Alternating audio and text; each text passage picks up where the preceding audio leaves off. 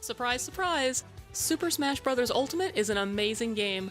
With 74 characters, 103 stages, and over 800 pieces of music, this game is stuffed to bursting. Nowhere is this more evident than in the single-player campaign, World of Light, which took me over 30 hours to complete. I'd love to give a full review of my experience, but I can't because I have no means of recording console footage. Someday.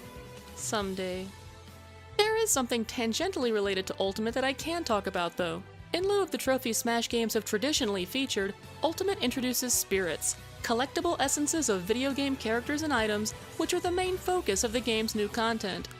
Graphically, they appear as little more than existing official art of their subjects.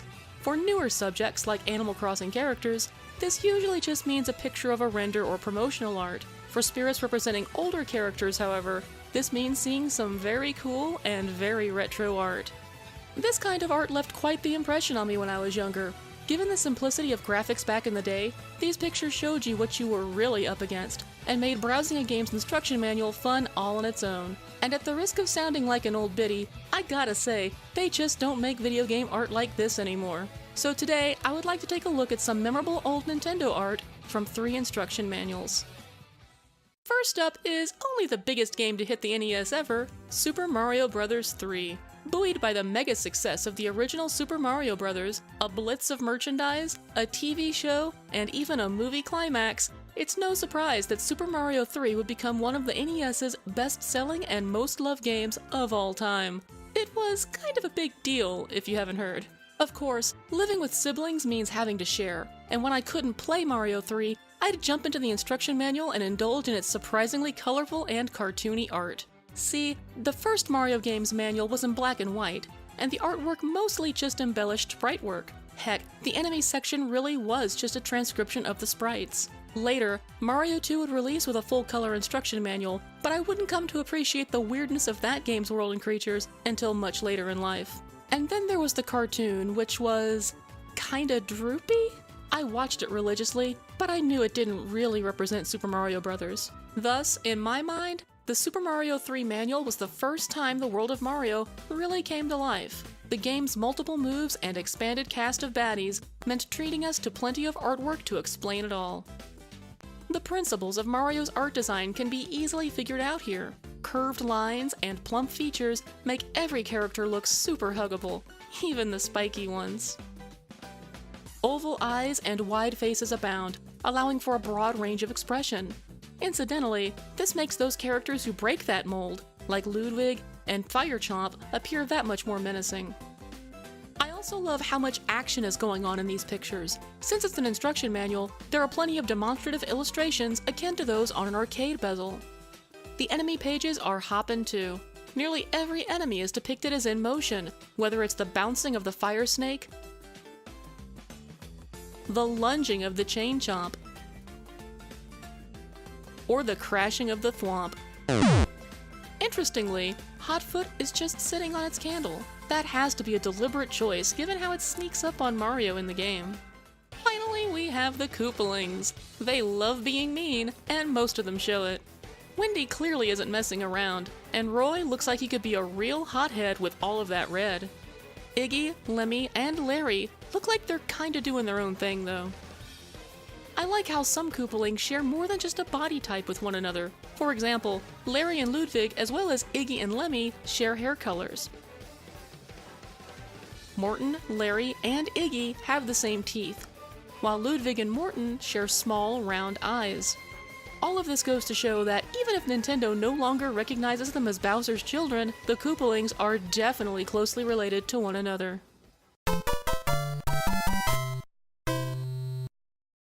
Next up is a game not as fondly remembered as Mario 3, but definitely adored by me, Kid Icarus.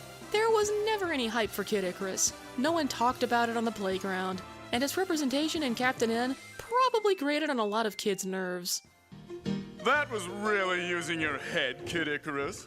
I tried, Icarus.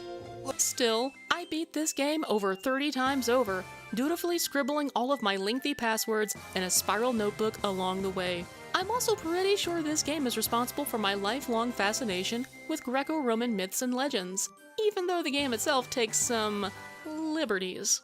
I don't remember looking through this manual much, which is really odd considering how quirky and cute the artwork is.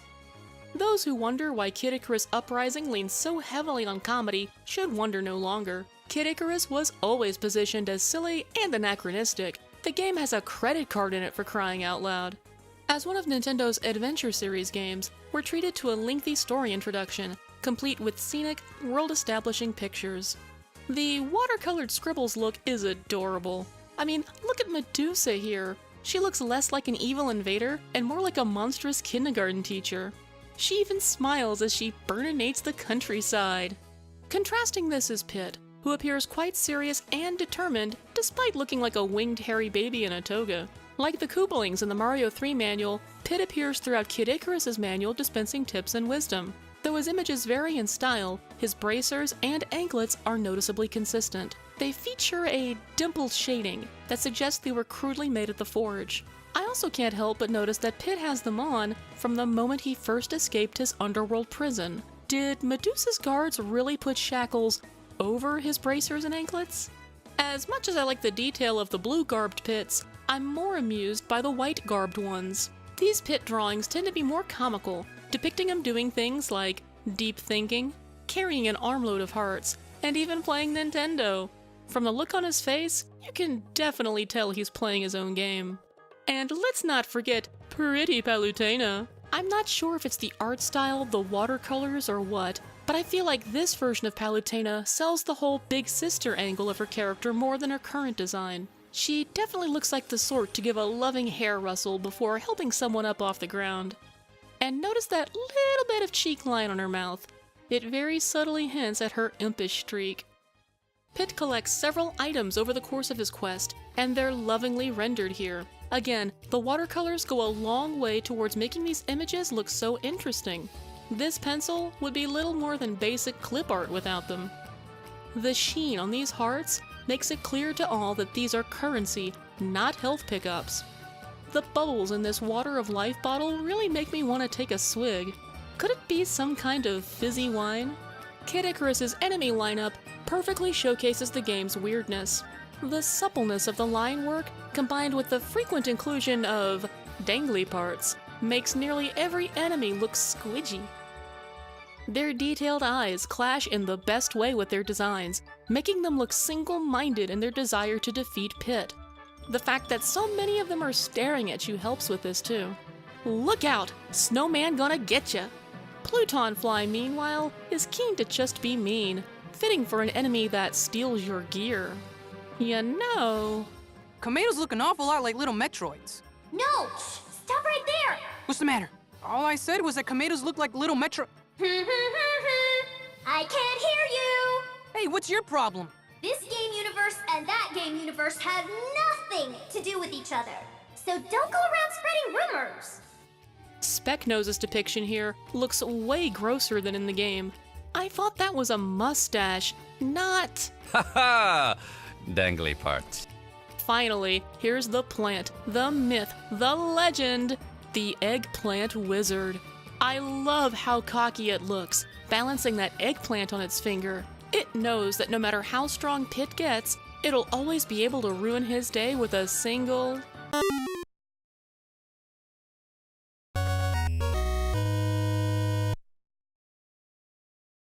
The last game manual I'll take a look at today prompted me to create this video.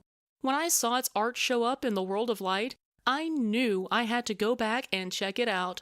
Of course, I can only be talking about The Legend of Zelda.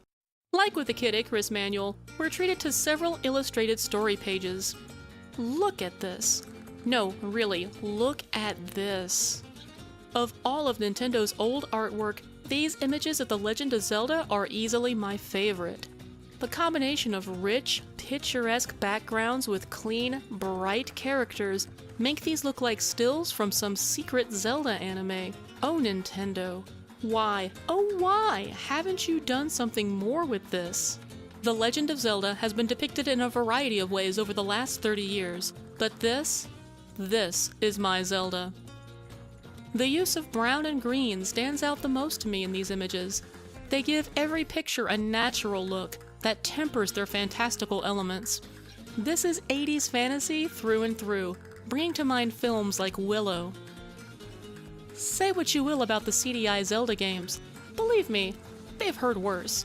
Those games, however, were among the last ones to maintain this 80s fantasy motif, and for that, they aren't completely without merit. I do have one question though. What's going on in this picture? What am I looking at here? Is this Ganon's leg? If so, why is it so pale? Could it be a covered figure facing away from Link? The inside lines do kinda look like a head and crossed arms under a sheet or something. Okay, based on this shadow, maybe the figure is facing Link and that white thing is Ganon's leg, but then what's this dark area? Is that under Ganon's... You know what? I don't want to know anymore. Again, like the Kid Icarus manual, we get numerous pictures of Link doing random things. These are all done in a sketchy style like margin doodles. There are some cool action bits like Link shooting his sword and throwing his boomerang. There are also some silly poses like this one with Link grinning with his hoard of items. How does he carry all of that? Sippy Link here is too cute. He's like, I'm a drink. Then there's this Link startled by blade traps. His fear is made all the more humorous by its proximity to the text. And now, the fight to the death with Ganon. Speaking of scary stuff, these enemies are horrifying. An entirely different art style is used for them, one evocative of Dungeons & Dragons monster manuals. Everything here looks vicious and dangerous. Octoroks these days have nothing on original Octoroks. I'd nope right out if one of these things came scrambling up to me. Breath of the Wild's Lionels are still intimidating, but this Lionel looks fit for a death metal album cover. Okay, so looking at this like, maybe Specknose isn't that gross. The nauseating colors and blisters make me imagine what this smells like way too clearly. It smells like mildew and rotten fruit. Even the adorable Pole's voice manages to look scary. Look at those angry brows. Pole's voice knows what you did and where you live. Pleasant dreams. To cap this off, here's a picture of Link from the game map insert. This Link is undeniably iconic. It even has its own figurine. And do you know what rank its spirit is in the world of light? Like it could be anything else.